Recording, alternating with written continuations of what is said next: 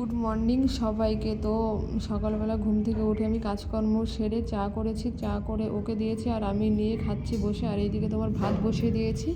তো ভাত হতে হতে দেখি মেয়ে উঠে পড়েছে ঘুম থেকে। তো মেয়ে এইখানে বসে খেলছে আর এদিকে আমি রান্না করব, পটল আলুর তরকারি করব, কারণ আজ নিরামিষ রান্না করব। পটল আলুটা পেঁয়াজ রসুন ছাড়াই করব।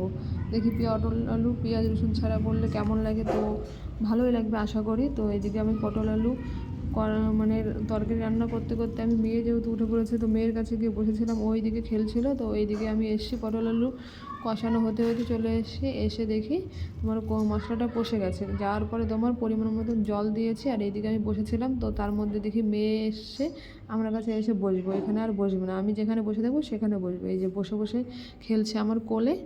তারপরে আমি এই যে বসেই আছে আমার কোলে। তো তারপরে আমি ছোলা মানে ওই ড্রাই ফ্রুটসগুলো ভিজানো ছিল ওইগুলো খাচ্ছি। তো মেয়েও খাচ্ছে আমার কাছে বসে বসে, এই যে এই দেখো। আর ভিডিও করছি তাই দেখছে। এই যে আমার পটল আলুর তরকারি হয়ে গেছে আর এইদিকে করবো উচ্ছে আলু শুকনো করবো। উচ্ছে আলু শুকনোটা আমার খুব ভালো লাগে, তো উচ্ছে আলু শুকনোটা বসিয়ে দিয়েছি। তো আজকের রান্না এইটুকুনি, আবার কাল কি রান্না হয় সেটাই শেয়ার করবো, চলো।